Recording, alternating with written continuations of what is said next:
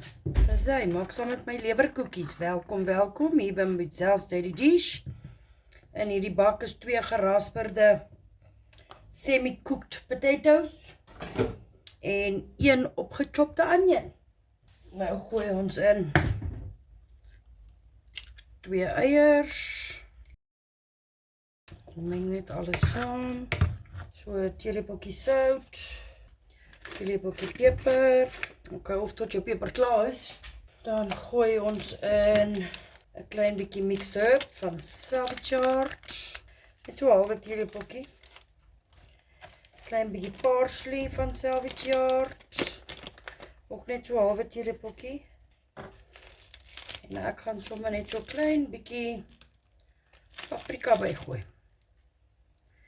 Gooi by wat jy het, wat jy wil. Enige spice wat jy wil, gooi dit by. It's only for the flavor.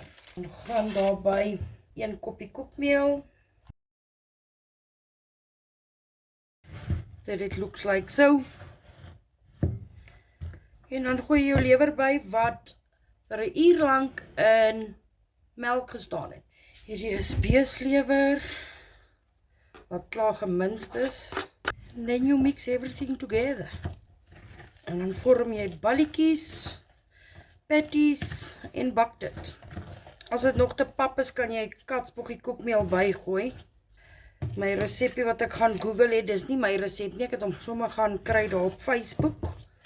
Het gesê 2 koppies, maar ek het hom nou net halfpad aangemaak, want ek het nou nie so baie beeslewer nie, so ons gaan nou kyk.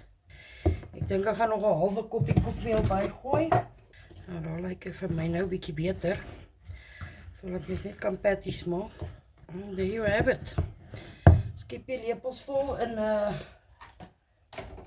vlak olie en braai dit.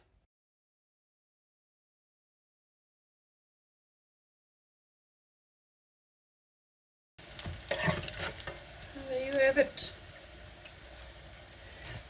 Lewerkoekies. Al my lewerkoekies is gaar. Ek het nou vir die buurman ook 6 gegee. En dan gaan papa lekker eet. Ek hoop julle het my video geniet. Be blessed, have a beautiful day. Onthou, dit is Zel's Daily Dish lewerkoekies. Ek het nou maar die resep aangepas. Bye.